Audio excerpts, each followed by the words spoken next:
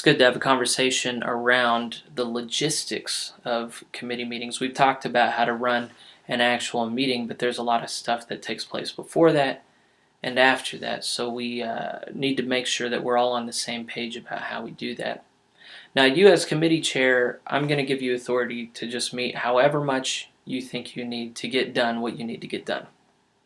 So hopefully at the beginning of the year, you've sat down and you've assessed the state of your church, and you've looked at your committee and what your goals are, and you've assessed what needs to get done over the coming months and year, hopefully. So if you haven't set up a timeline for the year, you need to do that pretty quickly. Sit down with the guidelines for how to run your committee, go through the timeline it suggests. Most of the guidelines have that.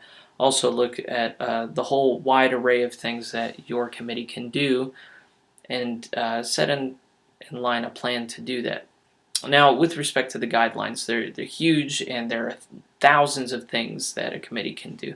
So don't get overwhelmed by that, but look at your church and what it needs, and then set in line up a plan to do it. So that being said, based on how much work there is to do, how many people you have on your committee, you're going to need to meet so often, and based on when any events you have planned are. So make sure that you have a clear idea about when your meetings need to be long before they come along. Now, by discipline, we need to let our committee members know when they're going to be meeting at least 2 weeks in advance. All right. Ideally, you would schedule a meeting before that. Now, when you schedule a meeting, first thing you need to do, get on the church website, www.highdesertministries.com. Go to the left-hand portion and find calendar. Click on calendar, and then look at the church calendar for the time you're considering. If there's another event planned that it conflicts with, and that's the only time you can do it, give me a call and we'll work it out. But try and find a time that works for everybody and that doesn't conflict with other church events. Ideally, no one has to sacrifice one ministry for another in the church. So once you've made a decision about when the meeting should be, then give me a call or send me an email, or send it to Donna at highdesertcoop@gmail.com. Ideally, send it to both of us, and we will put it on the church calendar.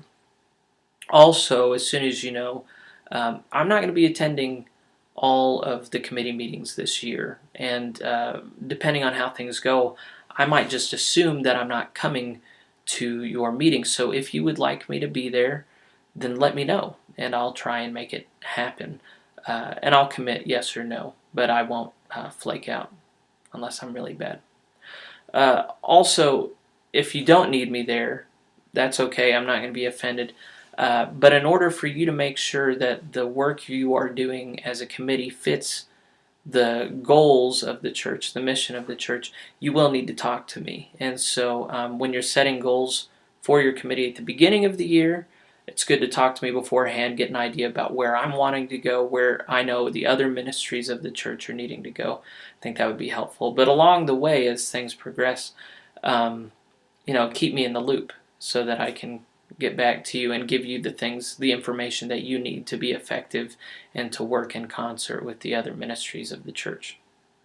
All right, so for the nitty-gritty now, you are at least 2 weeks away from your meeting date. You need to send out an email to everyone on your committee. If you have email, send out an email. And then for those who don't have email on your committee, make a phone call to let them know. Also, you don't need to do anything about this, but Donna and I will put it on the upcoming events sheets along with the names of people in your committee. So by those 3 measures, everybody should know about it, and then if they don't attend, that's on them. I have encouraged committee chairs sometimes, if they have people who are very busy or bad at showing up, to call the day before. And if you have time the day before your meeting, go ahead and call people. Very rarely has anyone regretted that. Usually people very much appreciate the reminder. Make sure also that at least 2 days before your meeting, you have an agenda printed up. And that's just really helpful for people to know what they're going to be talking about when they get there, so they can do their homework if they're committed, and so they can get out of the way of conversation that needs to happen. after the meeting. It's important for your secretary to send you the meeting minutes within 2 or 3 days. Really, there's no reason to hold off that much longer. Go ahead and look it over quickly and then send it out to everyone on your committee, as well as me, the ad board chair, and Donna. So if you need any of that contact information, let me know. Really, that's all there is to it. Get it on the calendar, get the agenda taken care of, get the meeting minutes taken care of, and you'll have your paper trail, and everything will have been done well. So it's a pain, but when it's done well, it sure is nice. And it's worth it. I don't think I'm talking about this in another video. The reason it's important to have a paper trail with meeting minutes is because committees often forget where they've been. And so they continually reinvent the wheel when all this groundwork has been laid before. What I'm going to go ahead and encourage you to do is get a hold of all the meeting minutes from the last year or 2 or even 3 from your committee and see where they have been, and from that you can decide more clearly where you need to go. You can also decide where you don't want to go again if it really didn't work out last time. So if you need any help with that, let me know. I think I have all the meeting minutes from previous meetings if they were ever taken.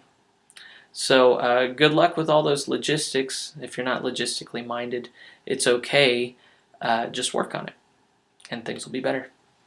Thanks.